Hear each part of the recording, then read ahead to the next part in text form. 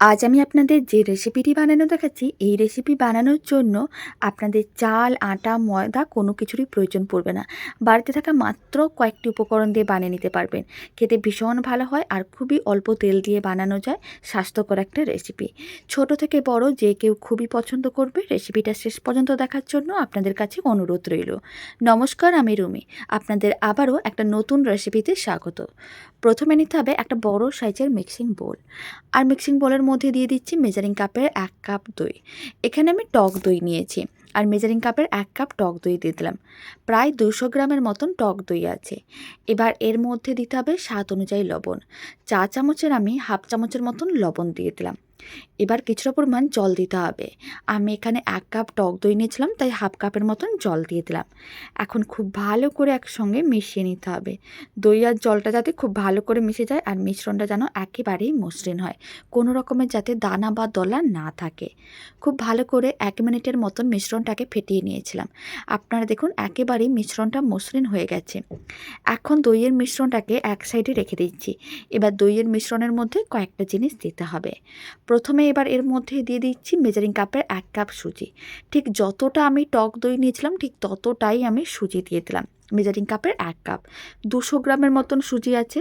এবার সুজিটাও খুব ভালো করে টক দইয়ের সঙ্গে মিশিয়ে নিতে হবে, যাতে কোনো রকমের দলা না থাকে। আর মিশ্রণটা একটু ঘন করে বানাতে হবে, তাহলে কিন্তু বানাতে অনেক সুবিধা হবে, খেতেও বেশ ভালো লাগবে। আপনারা টিফিনে হোক বা ডিনারে আর না হলে ব্রেকফাস্টেও এই রেসিপি বাড়িতে বানিয়ে দেখতে পারেন। চাইলে ব্যাটারটা আগে থেকেও বানিয়ে ফ্রিজে রেখে দিতে পারেন, খেতে ভীষণ ভালো হয়। আশা করি আপনাদের খুবই ভালো লাগবে। খুব ভালো করে মেশানো হয়ে গেছে। এখন মিশ্রণটাকে এক সাইডে রেখে দিতে হবে, যাতে সুজিগুলো জলটা শোক করে নরম হয়ে যায়। এখন নিতে হবে একটা বড় সাইজের পেঁয়াজ। আপনারা চাইলে পেঁয়াজ ছাড়াও করতে পারেন। নিরামিষ দিনে থাকলে আপনারা পেঁয়াজটা স্কিপ করে দিতে পারেন। আর যদি আপনাদের মনে হয় পেঁয়াজ খেতে ভালো লাগে তাহলে পেঁয়াজটা দিতে পারেন। এখানে আমি পেঁয়াজটা দিয়েছি, তবে আপনারা চাইলে পেঁয়াজটা স্কিপ করতেও পারেন, খেতে বেশ ভালোই লাগবে।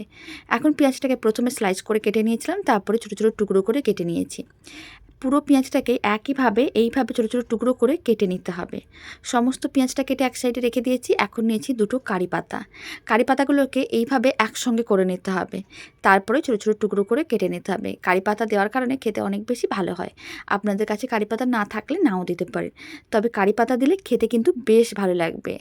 কারি পাতাগুলোকে একইভাবে ছোটো ছোটো টুকরো করে কেটে নিয়েছিলাম। এখন কারি পাতার টুকরো আর পেঁয়াজের টুকরোগুলোকে এক সাইডে রেখে দিয়েছি। ওইদিকে মোটামুটি 5-7 মিনিট হয়ে গেছে। সুজিগুলো কিন্তু আগের থেকে অনেকটাই জল শোক করে নরম হয়ে গেছে। এখন কুচনো পেঁয়াজ আর কুচনো কারি পাতাগুলো দিয়ে দিতে হবে। আর এর মধ্যে দিয়ে দিতে হবে সামান্য পরিমাণ গোটা জিরে। হাফ চামচের মতন আমি গোটা জিরে দিয়ে দিলাম। ছোটো চামচের হাফ চামচ দিয়েছি। আর আমি এর মধ্যে দিয়ে দিচ্ছি অল্প করে একটু লঙ্কার গুঁড়ো। আপনারা চাইলে কুচনো কাঁচা লঙ্কাও দিতে পারেন, এখানে আমি লঙ্কার গুঁড়ো দিলাম। এবার সমস্ত কিছুই খুব ভালো করে মেশাতে হবে। আর এই সময় দিয়ে দিতে হবে কিছুটা পরিমাণ বেকিং পাউডার। এখানে আমি হাফ চামচের মতন বেকিং পাউডার দিয়েছি।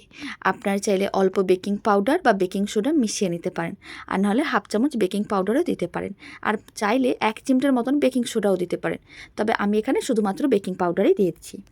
সমস্ত কিছু খুব ভালো করে মেশানো হয়ে গেছে। আপনারা দেখুন মিশ্রণটা ঠিক এরকম করেই রেডি করতে হবে। মিশ্রণটা একটু ঘন মনে হচ্ছিলো, তাই আরেকটু জল দিয়ে খুব ভালো করে মিশিয়ে নিতে হবে। মিশ্রণটা খুব বেশি পাতলা বা খুব বেশি ঘন করা যাবে না, ঠিক এরকমই মিডিয়াম ঘনত্বের মিশ্রণটা রেডি করতে হবে। তাহলেই কিন্তু খুব সুন্দরভাবে রেডি হবে আর খেতেও ভালো লাগবে। মিশ্রণটা একেবারেই রেডি। এখন মিশ্রণটাকে এক সাইডে রেখে দিতে হবে আরও 3-4 মিনিটের মতন, যাতে সুজিগুলো আরও এক্সট্রা জলটা শোক করে নেয়। প্রায় 4-5 মিনিট এইভাবে আরও এক সাইডে রেখে দিচ্ছি, এতে মিশ্রণটা আরেকটু ঘন হয়ে যাবে।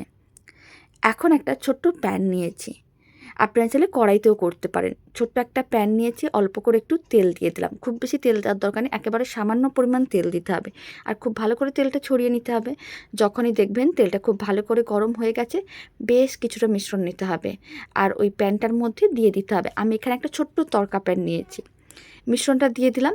এবার এইভাবে একেবারে লো ফ্লেমে প্রায় 1 মিনিটের মতন রেখে দিতে হবে। 1 মিনিট পরেই দেখতে পাবেন নিচটা কিন্তু বেশ লাল লাল হয়ে আসছে। তখন ওপরে অল্প করে একটু তেল ছড়িয়ে দিতে হবে।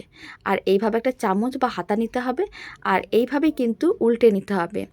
উল্টে নেওয়ার পরে দুদিকই বেশ লাল করে ভেজে নিতে হবে। আর উল্টে নেওয়ার পরে ফ্লেমটা মিডিয়ামে করে দেবো। আর উল্টানোর সময় এইভাবে একটু এদিক ওদিক হতে পারে, তারপর আপনারা চামচ দিয়ে ঠিক করে নিতে পারেন। তবে একটা বড় হাতা হলে উল্টাতে সুবিধা হয়। এখানে আমি ছোট্ট একটা চামচ দিয়ে উল্টাচ্ছিলাম, তাই কিন্তু এইভাবে একটু এলোমেলো হয়ে গিয়েছিল। তবে বড় হাতা দিয়ে উল্টালে অনেকটা সুবিধা হয়। এবার উল্টে পাল্টে দুদিকই লাল লাল করে ভেজে নিতে হবে। যখনই দুদিক দেখবেন লাল লাল করে ভাজা হয়ে গেছে, তারপরে কিন্তু একটা তুলে প্লেটের মধ্যে সার্ভ করে নিতে হবে। আর বাকিগুলো একইভাবে রেডি করতে হবে। খেতে ভীষণ ভালো হয়। আপনারা চাইলে টমেটোর চাটনি, মানে ঝাল ঝাল যে রসুন টমেটোর চাটনিটা হয়, সেটা দিয়ে সার্ভ করতে পারেন। নাহলে নারকেলের চাটনি দিয়ে দেখতে পারেন, বাদামের চাটনি দিয়ে খেয়ে দেখতে পারেন, খেতে বেশ ভালো লাগবে। আর নাহলে বাড়িতে টমেটো কেচাপ থাকলে সেই টমেটো কেচাপ দিয়েও খেয়ে দেখতে পারেন, বেশ ভালো লাগবে। এবার আমি আপনাদের আর একটা বানানো দেখিয়ে দিচ্ছি। তার জন্য আবারও সামান্য পরিমাণ তেল ফ্রাইং প্যানের, মানে তড়কা প্যানটার মধ্যে দিয়ে দিলাম। তারপরে কিন্তু তেলটা গরম হওয়ার জন্য অপেক্ষা করতে হবে। যখনই দেখবেন তেলটা গরম হয়ে গেছে, বেশ কিছুটা মিশ্রণ এরকমই তড়কা প্যানের মধ্যে দিয়ে দিতে হবে। আর 1 থেকে 2 মিনিট লো ফ্লেমে এইভাবে রেখে দিতে হবে, যতক্ষণ না একটা দিক ভালো করে ভাজা হচ্ছে। কারণ একটা দিক ভালো করে ভাজা হয়ে গেলে উল্টো দিকটা উল্টাতেও সুবিধা হবে, আর খেতেও ভালো লাগবে, খুব সহজে রেডি হয়ে যায়। যখনই দেখবেন উল্টো দিকটা রেডি হয়ে গেছে, তখন ওপরে অল্প করে একটু তেল ছড়িয়ে দেবেন। আর তারপর একটা হাতা বা চামচ নিতে হবে, এইভাবে সাইডগুলোকে আলাদা করে দেখে নিতে হবে। যখনই দেখবেন সাইডগুলো এইভাবে আলাদা হয়ে যাচ্ছে, তারপরে কিন্তু এইভাবে একটু উল্টে নিতে হবে। উল্টে পাল্টে দুদিকই কিন্তু বেশ লাল লাল করে ভেজে নিতে হবে। এখন ফ্লেমটা মিডিয়ামে করে দিয়েছি। এবার দুদিকই বেশ লাল লাল করে ভেজে নেব। খুব কম সময়ের মধ্যে রেডি হয়ে যায়, খেতে ভীষণ ভালো হয়। আর বাড়ির ছোট থেকে বড় যে কেউ খুবই পছন্দ করবে। আপনারা চাইলে পেঁয়াজটা স্কিপ করেও নিরামিষ দিনে বানিয়ে দেখতে পারেন, খেতে আপনাদের খুবই ভালো লাগবে। দুদিকই একইভাবে উল্টে পাল্টে লাল লাল করে ভেজে নিয়েছিলাম। আপনারা দেখুন দুদিক ভাজা হয়ে গেছে। এবার কিন্তু এটাকে তুলে একটা প্লেটের মধ্যে সার্ভ করে নিতে হবে। বাকিগুলো একইভাবে রেডি করে নিতে হবে। বেশ কয়েকটা আমি রেডি করে নিয়েছিলাম, আর বাকি মিশ্রণটা দিয়ে বাকিগুলোকে একইভাবে রেডি করে তারপরে আমি আপনাদের দেখাচ্ছি। খেতে ভীষণ ভালো হয়, বাড়িতে একদিন হলেও বানিয়ে দেখতে পারেন। আশা করি আপনাদের খুবই ভালো লাগবে। সমস্তগুলো রেডি করে নিয়েছিলাম। এখানে আমি 1 কাপ সুজি, 1 কাপ দই নিয়েছিলাম। সেই পরিমাণ সুজি আর দই দিয়ে মোট 7টার মতন রেসিপি রেডি করা গেছে। এবার একটা ভেঙেও দেখিয়ে দিচ্ছি। আর ভালো লেগে থাকলে আপনারা যদি ফেসবুক থেকে রেসিপিটা দেখছেন, পেজটিকে ফলো করে নেওয়ার অনুরোধ রইল। ইউটিউব থেকে দেখলে চ্যানেলটি সাবস্ক্রাইব করে নেওয়ার অনুরোধ রইল। তো চলুন, ভিডিওটা আমি এখানেই শেষ করছি। আপনারা সবাই ভালো থাকবেন, সুস্থ থাকবেন। আপনাদের সঙ্গে আবার নতুন রেসিপি নিয়ে দেখা হচ্ছে।